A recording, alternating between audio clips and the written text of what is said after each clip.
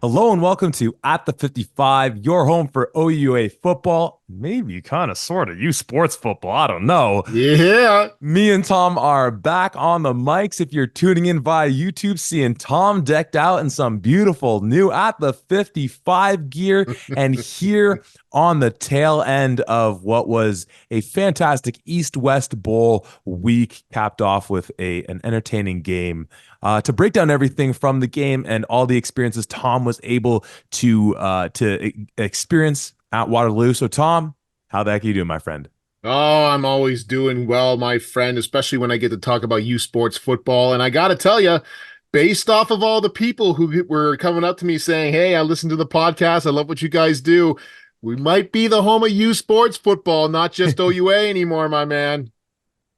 You got to give the people what they want. But what they want for right now is, again, your live and direct experience at East West. Last time we checked in just under a week ago, it was Wednesday night and just wrapped up, obviously, the CFL free agent camp, the training combine, a practice or two, but there was still another practice, the banquet, the coaches clinic, the two parts of the coaches clinic, one on the Friday and then one on the Saturday morning before, of course, the crown jewel, the main dish of this whole event, the East-West Bowl. We're going to do the breakdown of the game itself, somewhat like we do our breakdowns of typical games, kind of talking about the flow of the game, players who stood out. But of course, Tom, with you being there, and of course, if you were tuning in on the stream, you got to hear Tom jump on the mics with Adam McGuire and Deshaun Stevens about midway through the second quarter, I believe it was. But let's start with where we left our fans last time. So go back to Thursday now. Thursday ran a practice during the day, and then of course with the nightcap being the banquet. Take us back to last Thursday. Thursday was a phenomenal experience. The day itself was really, like you said, it was a practice. The Wednesday that I had spoken about was a joint practice between Team East and Team West. So tensions were high. People were excited. On the Thursday, it was purely just Team East with Team East and Team West with Team West. And they were going through and doing their things, just making sure that they were getting ready for the game itself. The banquet at night was a phenomenal experience. For those of you who don't know, it was hosted by one Mike Hogan, voice and very proud supporter of the Toronto Argonauts. Yeah, buddy. And we had two very special guests speak there. Shamad Chambers, former CFL All-Star and former most valuable Canadian in a Grey Cup, and Henoch Muamba, most recently Grey Cup champion in 2022, at least, with the Toronto Argonauts as well. So phenomenal people to be able to talk and share their stories and talk with all of the folks from U Sports. But once again, the entire day itself, especially the banquet, really felt like such a celebration of U Sports, which is the best part by far. Having everybody talk and share their stories like Shamad and Henoch was obviously great. But even before that, I had the opportunity. It was hosted in an engineering building, just kind of in like a main lobby area that was open floor. When you looked up, you could see all the floors going up and like almost a walkway around it, which was pretty cool. But there was a coach's room off to the side. And one of the coolest things that I had a chance to do, and that you'll see coming out here as well, is I had a chance to speak with the three female coaches that for the first time ever were invited to come out to the East-West Bowl. And it was really awesome to be able to connect with them before and throughout. So the Thursday was a phenomenal day as well. Oh, it sounds like it was such a great time out there. I'm curious, speaking with say Shamad, because I would assume, and I'm trying to think of exactly when he was playing OUA football himself, but whether or not he would have been able to speak to the East-West Bowl experience that I'm assuming, based on his track record, he would have attended as a player, and then whether or not he was there for the whole week, but obviously being there for the banquet and just hearing the stories of the event. I'm curious, like in that capacity, did a former player who I'm just kind of assuming, given his track record, may have spent some time at the East West Bowl speak on that at all? Yeah, so he didn't speak on it well, he spoke on it a little bit during his speech, certainly. He did go into the East-West Bowl when he was a player, and he did speak about his own personal journey in struggling with school, struggling to really find himself in a certain area, and then coming into East-West and realizing, how much harder he had to work and what the expectation was if you were going to make it to the CFL Combine, which was phenomenal as well. But I had a chance to sit at the table with him. It was myself and Deshaun and a few other folks there. And it was pretty neat to hear him actually talk about, when he went to East West, this was still in the heart of the Score doing the weekly game. So there's much higher expectations and everything else. But the event itself, in his mind, was outstanding. It was hosted by Western at the time. The gear they got and the experience they had and everything else, experiencing an East-West Bowl at the height of where U Sports, I should say, must have been a really phenomenal experience, and he spoke very, very highly of it. No doubt. So Friday, we have this immense coaches clinic that we'd been hyping up, that Coach Bertoya came on, hyped up. Michael Fald's on the stage with the 4 conference champion coaches on a panel. Or sorry, I guess I'm mixing up. We had the panel discussion in the mix there, and then also the coaches clinic. I believe that is that all on the Friday, or where are we at with those two events? So the Friday itself started off with on-field work, which was one of my favorite aspects of it. It started around 1 o'clock. You got into the fantastic Waterloo Fieldhouse, and each team would spend time. So the East team came out first.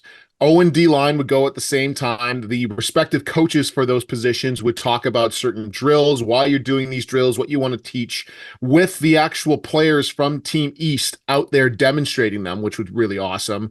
So started with O and D line, running backs, fullbacks, and linebackers, and then receivers, DBs, and quarterbacks. And the entire time, there's a specific U Sports coach who is phenomenal at what they do, speaking about why you want to do certain drills, what it teaches them, and what the main focus point is, which I thought was such an amazing way to do things. So many times you go to these coaches clinics, and if you're lucky, they have a video explaining exactly what the drill is, but a lot of the times it's just kind of on a whiteboard and there is some room for interpretation there. This was pure flat out, hey, this is what we're doing here. And one of the coolest things, Kendall Westlake, who is the assistant linebackers coach for the University of Windsor, she had the opportunity to present a drill. She called it 3-cone drill for linebackers.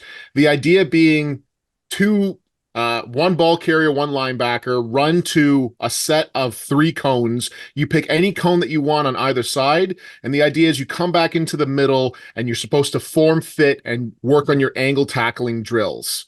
The drill itself was so cool that I saw a scout from the Edmonton Elks actually take down saying, I've never seen this before. This seems pretty cool. So it was a pretty neat experience in that regard. And then directly after that between the East team coming out doing their thing, the West team coming out and doing their thing, which for all the folks who follow us on social media as well, we're going to have some mic'd up moments from Coach Dan Durazio, O-line coach from UBC, legendary coach. So we're going to have his session all mic'd up and the energy that he brings along with a few other folks as well. That's coming in the near future. And then directly after that was the coaches panel, exactly like you're saying, where it's Michael Falds moderating, Blake Nill from UBC, Greg Marshall from Western. You've got Coach Markle, Vanier Cup champion from the Montreal Carabin, and then Gary Waterman out of St. FX, which was just such an amazing experience. My goodness. Just thinking of like all the hype around this event. Like I said, I didn't end up making it out at all. And I would have made it out for the Friday, honestly, just for that coach's clinic. Did it feel like there was a good vibe of, you mentioned the Elks coach there taking note of things, whether it was community coaches or anyone being there other than the folks directly involved with East West already trying to learn from this experience? How did it feel from that standpoint? Oh, it was outstanding. We had probably, I want to say 80 to 90 coaches that were there. So it was a sizable number. But one of my absolute favorite things is that we get into this coaches panel, and obviously, like you just heard, legendary coaches who are up there talking about their experiences and that. And I'm sitting next to a good friend of mine, Tommy Kanichis, who is the offensive coordinator for U of T Blues, and he's got his notepad out. and he's taking notes, listening to all of these phenomenal people. And I look over, and Brendan Conway's doing the same thing. And there's a bunch of youth sports coaches who are actively doing something along those lines. Ron Van Worker, legendary defensive coach, defensive coordinator for Laurier, is asking questions to this panel here about certain philosophies or how do you handle things, whatever. So it didn't matter if you were just a small community coach doing a part-time thing or a full-time coordinator for another youth sports program. This was such a valuable time to really ask any question that you wanted and hear championship level coaches give you their opinion on how they do things. Oh, I love that. Also, shout out to Coach Canisius. If you're available on Friday, come over to Central Tech. We're running a youth flag football tournament during the day on our beautiful field. Shout out to the Blues over at Central Tech and Toronto football in general.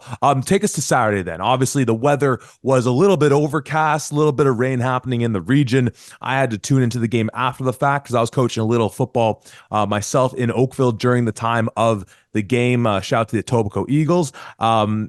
Game day. Take us through it. First and foremost, I did not expect as many people who were going to show up there. Now, Waterloo doesn't have the largest stadium, obviously, and a big portion of it is the grassy hill behind, I believe, where the home team sits. But the actual steel stands were packed. Everybody was in there along with a host of other people who are around the track where they were allowed to be in the beer tent and even on the other side. There was a lot of parents who had obviously flown in and wanted to see that, but there was a lot of people there who were just wanting to see the game, wanted to support their folks, which was an awesome experience outright just there. And then to see the level of energy that's out on the field, and you see the guys who are hyped up. You got Taylor Elgersma watching the Windsor D-line come on for his team going, let's go big boys, let's go big boys. Move to Gelly flexing and giving him a high five. It was just so damn cool to be able to see stuff like that.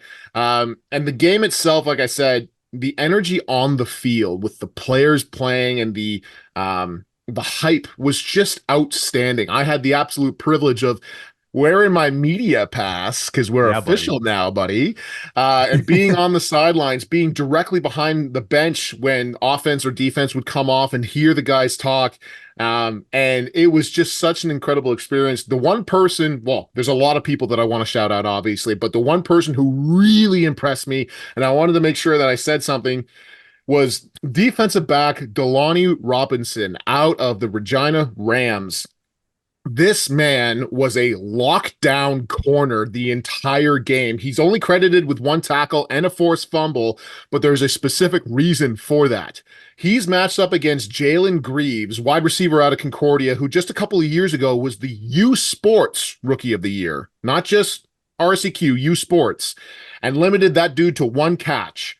And subsequently, that one tackle that he had was coming downhill and laying the boom on Jalen as well. Now, Jalen took it like an absolute champ, popped right back up, went right back to the huddle, but it was right on the West team sidelines, and that entire West team lit up when their guy laid the boom like that. So often defensive backs don't properly get a shout out because the stats, he was only got one tackle. It's because he was doing such a phenomenal job that he only had one tackle because only one person caught a ball. So I wanted to make sure that I shouted out him first and foremost for an outstanding game in general and then a phenomenal smacking hit. And to Mr. Greaves, if you've seen the lovely Instagram posts that, again, with the assistance of our friends at Royal Media, posted, got $1 million smile there as well, Mr. Greaves. So shout out to you. I feel like that is our jumping off point to dive into this ball game. So let's go with full force. Final score in this game. Oh, it feels so good to say those words, Tom. Final score in this game.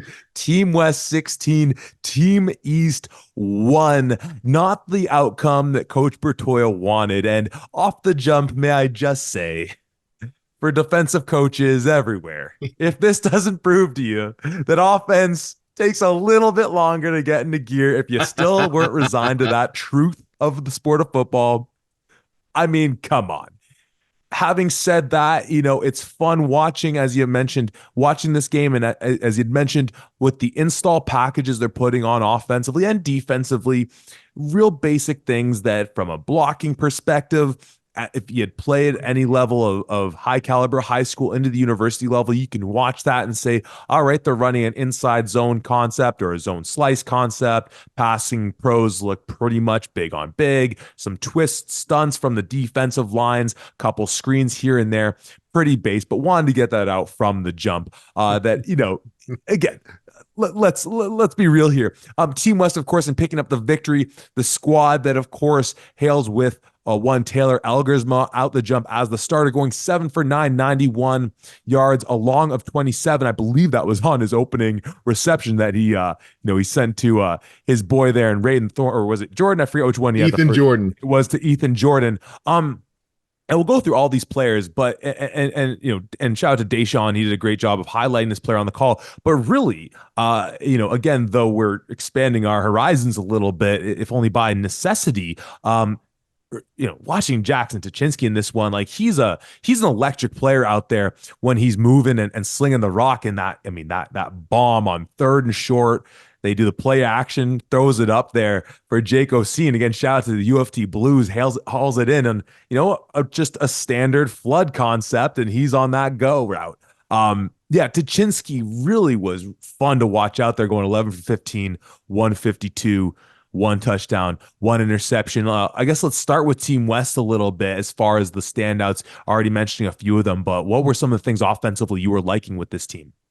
Yeah, first and foremost, Taylor Elgersma had a bit of a pull on, I want to say, this beginning of Thursday practice. So he was limited for the remainder of Thursday and didn't practice at all on the Friday, just trying to get healthy. Despite the fact that the dude is currently, as of time of recording, in Hamilton with the Hamilton Tiger Cats. Didn't care, wanted to make sure that he had his time to be in the East-West Bowl. So they gave him the first quarter and he toughed through the pain. So shout out to him. Going 7 for 9 in just one quarter, I think is pretty damn good. Also 91 yards. He did take a couple of hits, but he did make sure to go up to rival defensive lineman and just said, hey, listen, if you get through, just take it a little easy. And you can see it on the very first sack. Jeremiah Ojo out of Montreal comes in with the sack and he hits him, but right before they're about to hit the ground, you can see him let go. And that's exactly what Taylor had hoped for, which was pretty hilarious in that regard. Well, just quickly, when you're talking about, him chopping it up with Mufta Ageli, it makes me think of the stories of Michael Jordan shooting rounds of golf with Charles Barkley before the 93 finals, of just making him feel that buddy thing and then being like, yeah, but when I play you, I'm still going to try and kill you. And so I almost wonder if that's him just trying to be like, yeah, Mufta, you're not going to hit me so hard when we face off against Windsor, once, maybe twice, if we're so lucky in this upcoming OUA season. Apologies, I interrupted though. No, all good. The one thing that I did want to mention just while we have it, before we really dive into this, one of the coolest things that I saw, and I posted about it on our Instagram page as well, just as a story for those who saw it. Blake Nill, I guess way back in the day, had played against Waterloo, I think in the early 2000s or so.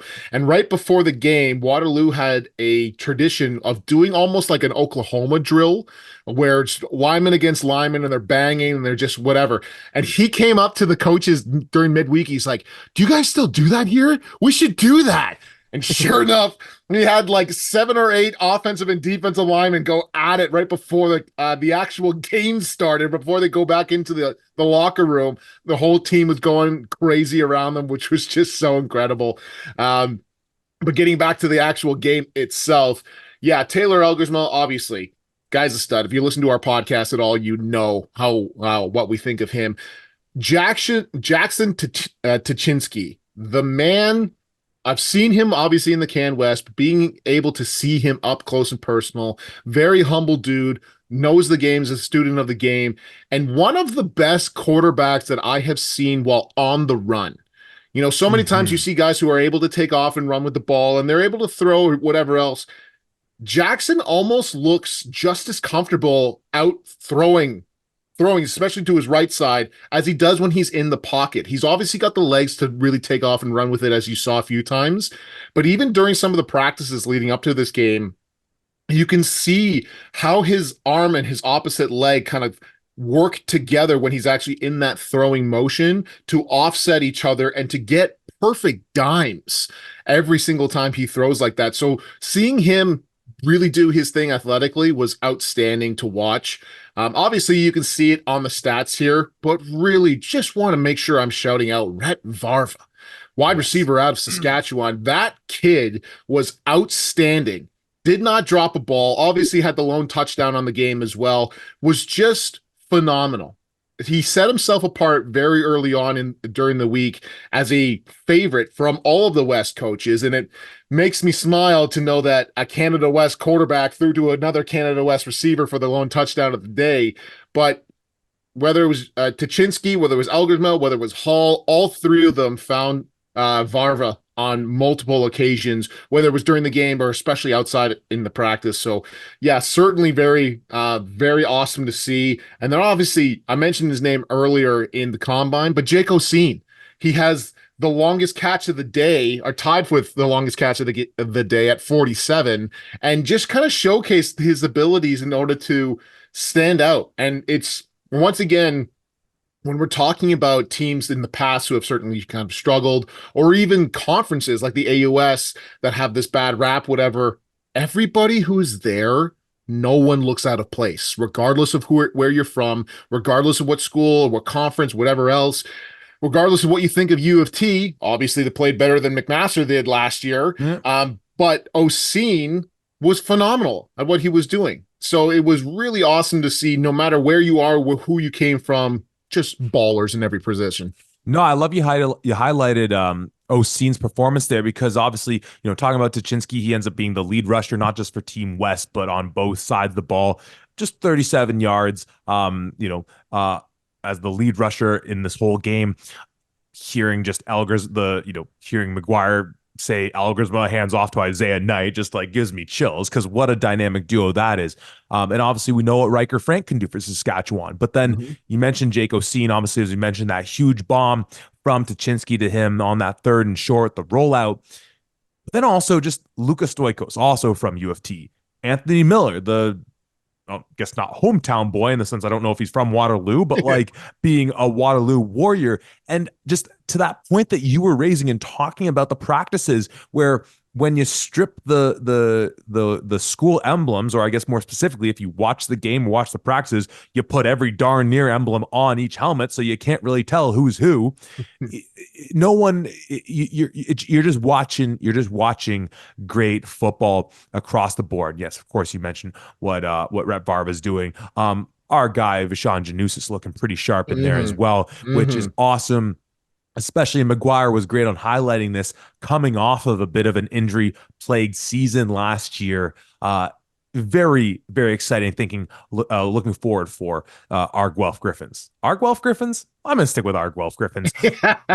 Sticking offensively, moving over to Team East. Fagnon getting the start. Arnaud Desjardins also going in there from the Rouge et Or. And much like with Elgersma, when Desjardins in there, of course, he's finding his guy Arsenault for the first reception. Any offensive coordinator, you're going to try and draw your first play up when you want your quarterback throwing the ball. Okay, what's going to make him get a bit of a rhythm, get him comfortable? And when it comes to a game like this, yeah, throw to a guy that you've thrown 1,000 balls to from that standpoint. Silas ending up as the lead rusher for Team East with Desjardins right behind him, but still, seeing the likes of Malcolm Bussey running in there as well. Team East obviously not as prolific a performance. Offense was a bit of a scarce a scarce item in this game across the board. But what were some of the standouts? Obviously, talked a little bit about Jalen Murphy-Greaves, but when you reflect on watching Team East up close. Well, first and foremost, the person that I want to shout out amongst all of the all-stars here, the person that I want to shout out is Domenico Piazza, offensive lineman who was able to come down with a batted ball, even though it netted him minus 12 yards rushing. The big man really showcased his incredible ability to run, which was hilarious. And just quickly, there's some great football names. Like you think of Nathan Mesher as a kicker, or Mark Leggio as a kicker as well. And I know it's pronounced Piazza. or something to that effect. But an offensive lineman whose last name looks pretty darn close to pizza is the coolest darn thing ever. Oh, I was thinking the exact same thing. But yes, absolutely. The Team East, not to be outdone by Team West in terms of the caliber of player that they had there. Desjardins finding Arsenault was obviously one of the big plays that's kind of set things off here. But once again, Silas, the Fagnon to Harrington combo Mm. that we have seen so much out east, came to the OUA and still remain that way. Silas obviously finishing 13 for 21, 111 yards, no touchdowns, and 3 interceptions, the majority of which came near the end of the game when they're trying to get as much yardage as they can. He's trying to force it a little bit more than what he normally would do. But the top receiver, you've got Rhett Varva on Team West, and Team East is Ben Harrington. 5 catches, 73 yards with a long of 30.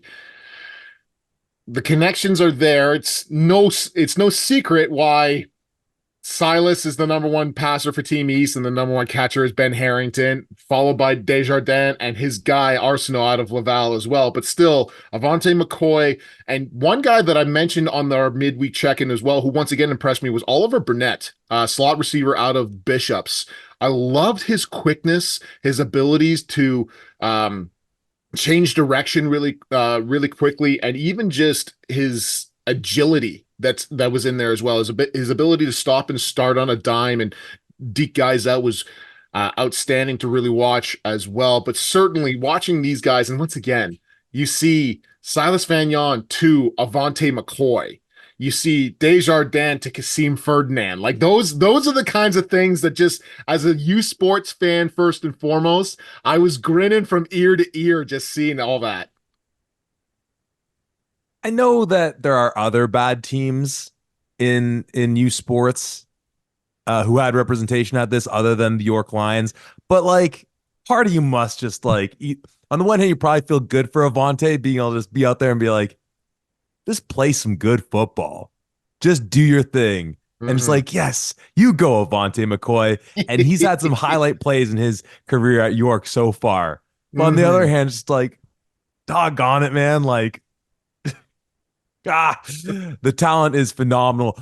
Despite my little shot at defenses, football, the sport of football wide, we'd be remiss to not highlight some of those individual on the defensive side of the ball. You obviously mentioned what Ojo was doing in there, but you talk about the interceptions and yes, very fair in recognizing game score situation and the scenario in which they came up. And you're in a better position than I to speak to just what the weather was like at the game. But the first interception of the game, of course, going to our guy, Jackson Finley, free safety, Western Mustangs. Maybe you heard of him, newly discovered, maybe the fastest man on earth. Which really, and I don't know what the deal is with the whether those numbers are out from the combines and such like that, but you were just saying that he was just running like the darn wind, where it gives such a new insight now, where when a ball gets left up a little bit, anytime I'm watching a Western Mustang game, or anytime Jackson Finley's on a football field, I'm Mhm. assuming he's picking it off because just from everything you were able to say, watching him just run in a dead sprint, and it showed seeing that interception, the ball, whether it got hung up in the wind or whatever, doesn't matter how it happened. What happened next was that 28 was going to chase it down, and no one's gonna beat him to that ball. Holy smokes! Yeah, I I don't know if this is allowed to or whatever, but it's out there already, so we're just gonna say it. Jackson Finley runs a 4.31 at the combine. And that, just to dive into that story super quickly, because I didn't really get a chance to on our previous one, he runs a 4.31. Some of the CFL scouts there have him at either a 4.4 or 4.5. And they're pissed because they're saying, oh, your laser's not going properly. This isn't happening here, blah, blah, blah. How So they dare go, they? no, run it again. 4.33. No, still not good. Run it a third time. 4.31. This man ran a 40-yard dash 3 times in one day and ran 4.3 laser all 3 times. Outstanding. coincidentally, out of the blue, not connected whatsoever, I'm sure he gets 2 picks on the day. Exactly like you were saying. If that ball is hung up for just a half second more, he's got the speed to get underneath it and even showcase the hands. The day itself, we had a little bit of rain on and off. It wasn't too bad. It was mainly just spitting throughout the day. So the ball is already kind of slick. And Jackson Finley is not a wide receiver. He is a defensive back, and there is that whole stigma. If you can't catch the ball, you play defensive back. He makes an outstanding outstretched grab. I think it was in the third quarter for his second interception that had everybody jaws open. My God, that was such a phenomenal play. Yeah, he really showcased his stuff on an all-star of a defense. Yeah. And obviously, you said it right there. He stood out amongst all stars across the board, Team East, Team West. Who are some of the other standouts? Obviously, we were talking about what that Montreal defense was looking like throughout the week. You were mentioning Ojo, of course, giving a little bit of trouble to Elgersma early on. And, of course, talking about some of these other outstanding players, talking about what Harold Misan does in the practice, and we saw him up and close in the Vanier. Finley aside, who else were some of the standouts from being there on the field and really just seeing them work? Yeah, I don't know who did the stats or if it was a technical or not, but Jeremiah Ojo 100% got 3 sacks, not Hmm. two in that. Maybe a quarterback just barely crossed the line or something along those lines. I don't know, but that dude was all over the place. He was pressuring like absolute crazy, which was really outstanding. Shout out to Ty Anderson, big defensive lineman out of University of Alberta, comes screaming up the middle to sack Silas Fagnon on what I think was supposed to be a design running back screen, but he didn't give him any time to find that running back. So that was another awesome one as well. Shout out to Mufta Gelli for a solid fumble recovery that I don't think that he got credited with either. But there was so many outstanding defensive plays in general. I really loved I'm just struggling to find one in particular, but like you said, I think the two that were really outstanding to me, Jeremiah Ojo, Harold Misan out of Team East, really seemed to do their thing. And then on the west side, we already mentioned a couple of defensive linemen, Mufta Ageli, Ty Anderson, and then like I said, Delani Robinson really, really impressed me, defensive back out of Regina. And I think I'm just trying to remember the number. And I'm just looking at the box score. Maybe it was Eric Johnston when after Team West scored the touchdown on the point after, because I think it was number 90, just blew right through the line of scrimmage. I kind of just assumed it was Mufta at first because I'm so used to him just moving through human bodies with seemingly little resistance. Mhm. It'd be Ooh, remiss. Oh, yes, please. sorry, I did want to shout out a couple of linebackers as well. I know I gave some love to the D line and to the defensive backs for Team West. The two linebackers who really impressed me were my guy Drake Bodie, a linebacker out of McMaster. That dude was flying all over the place. Was a really solid leader as well for that team. He was breaking the team down and all that, which I love to see. And then one Devin Verasuk, Hell yeah. linebacker out of the University of Windsor. He finishes the day with 3.5 tackles. And in typical linebacker and defensive mentality, comes out after I think the second quarter, first quarter, maybe halfway through the second, comes out off the field and goes, "These guys suck."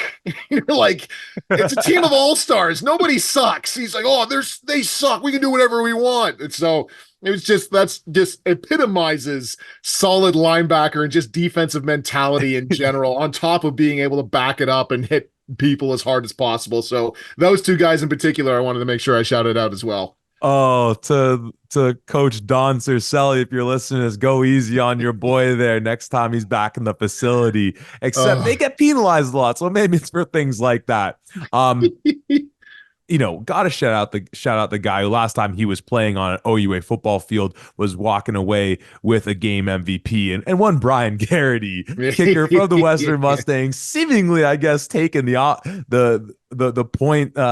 point share in this one, 3 for 4, 10 points on the day, and much like the last time he was on the field, outscoring his opponent in this one. Tom, I guess just any other just like comments, experiences, news and notes being so close to the game that, we kind of talked about a bit, and like if there was a bit of criticism, I guess, that we were going to talk about on the week, the broadcast stream, it wasn't as sharp as we would have wanted it to be. Yeah. McGuire and Stevens were fantastic. We only had the one camera angle as far as I can recall on it. And but the volume on the recording, what on the audio wasn't all that great. And again, this is nitpicking in the context of a day that was so phenomenal. But I was kind of commenting to you when I heard that OUA TV music come on, the da da da da da da da da da da, the one that's ingrained into my brain. It just kind of felt like another OUA football game. Hmm. Not like what, think about the Can West folks tuning in from across the country. Eh, like Hmm. that must have been a letdown from them. Whether you want to speak to that, because I know because you're such a nut, you went back to rewatch the game after having been there. Any Yeah. other news and notes that we didn't get a chance to touch on? Yeah, that is correct. That same day, I actually went back and watched the East-West stream because I am such a nut to make sure if I missed anything. But yeah, I was talking to you a little bit about it before the actual podcast started here. When I was there at the game on the sidelines, it was one of the most enjoyable experiences that I've had in a very long time. Not only seeing so many people and recognizing so many folks who listen to the podcast and that, which was outstanding, but to see the interactions that the players had, and more importantly, the energy that was exuding from the sidelines when guys were making big plays or when things were happening, guys were hooting and hollering the entire time on that sideline. And it just made my football experience unbelievable as a fan. I was constantly having to pinch myself because I was like, I can't believe I'm on a sideline watching an all-star game like this. This is just so cool. But then I go back and I watch the stream. And I want to make it completely clear. Adam McGuire and Deshaun Stevens are outstanding at what they do. They are not the problem here.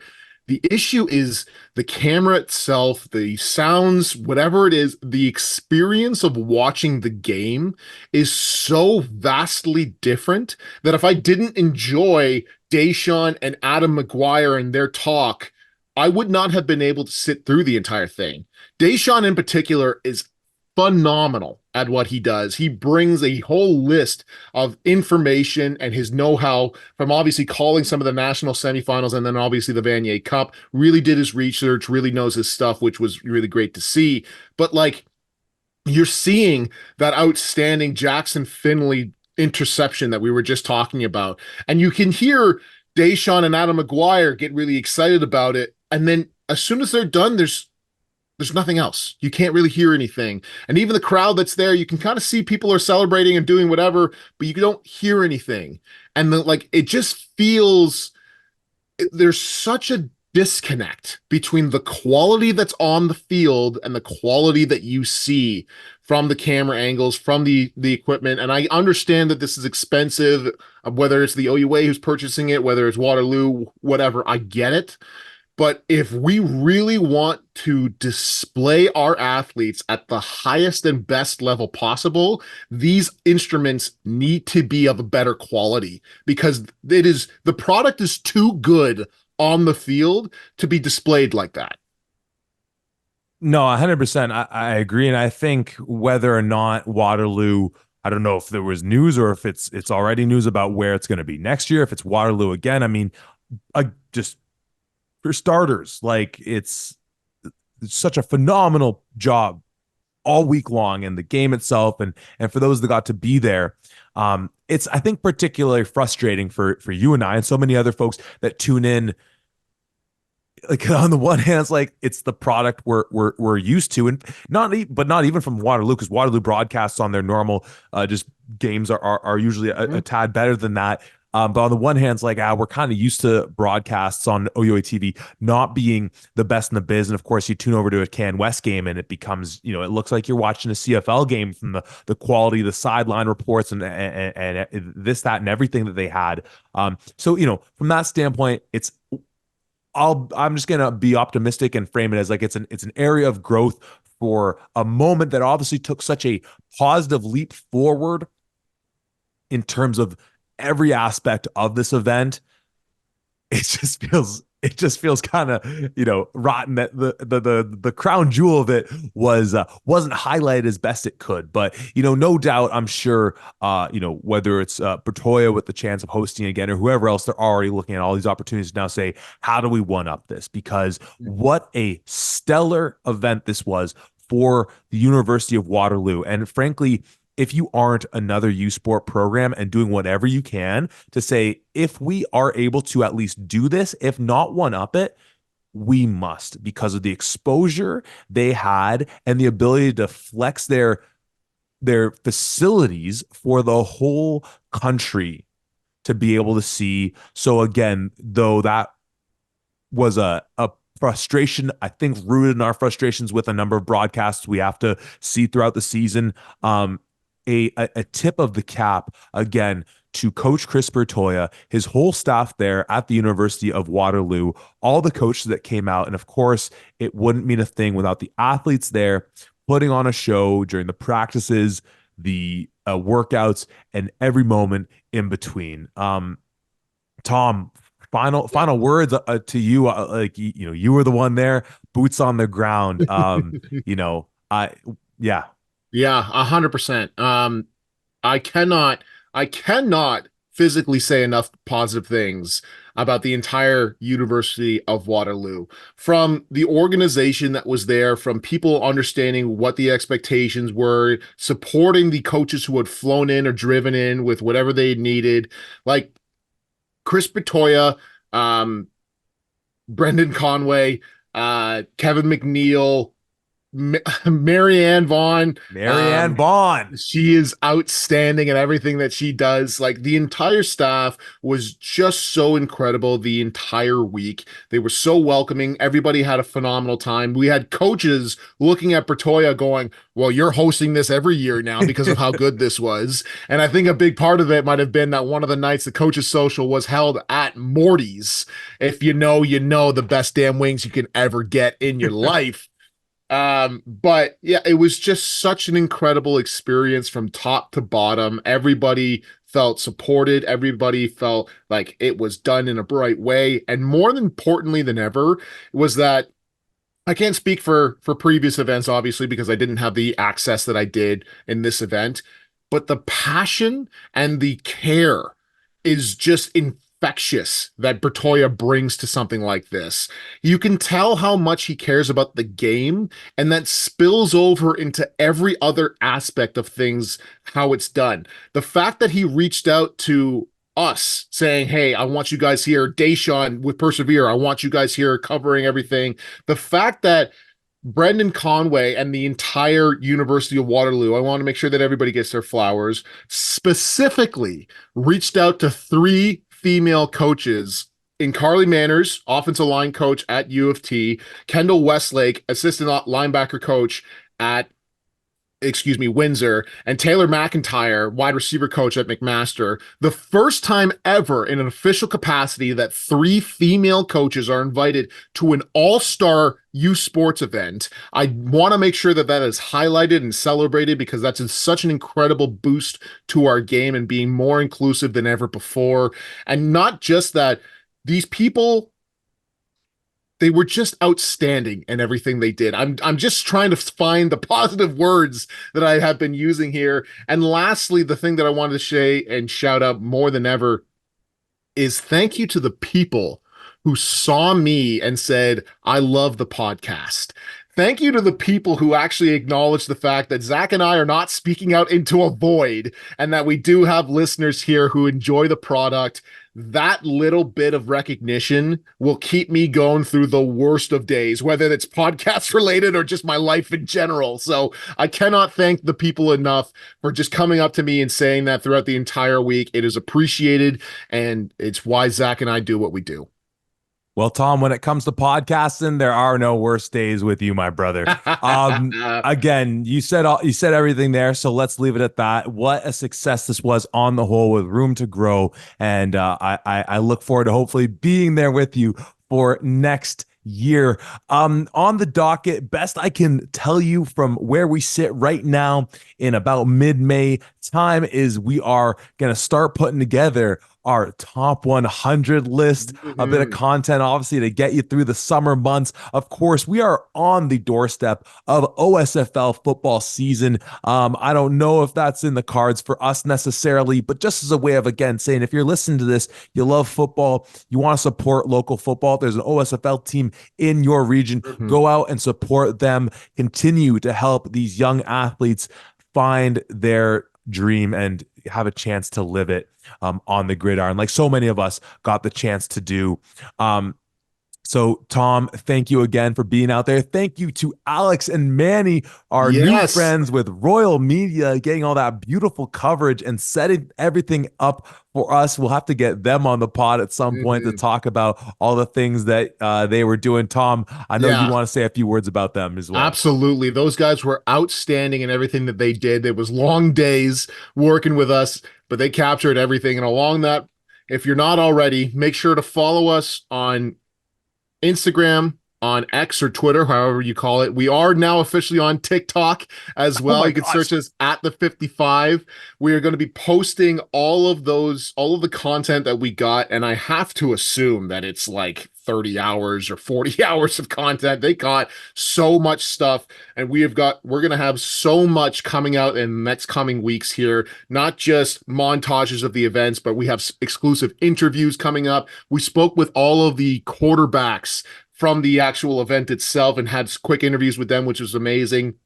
I myself had a chance to sit down with Coach Marco, head coach for for Montreal Canadien, and having his experience of what last year was like, not even talking about East-West, but just talking about winning a Vanier Cup and what that meant, and working with Glenn Constantine in previous roles. And it was so incredible being able to speak to him as well. We have interviews with all three of the female coaches as well, along with the coaches panel. We have that recorded. There's going to be so much amazing stuff. Please follow us, like our stuff. It just helps us out so much without all the stuff that we're planning to do. Enough content to drive you batty. So make sure to stay tuned on all of the channels that we have content coming your way. Again, we have the top 100 that we're crafting right now as well. So we'll be talking to you very soon right here at the 55.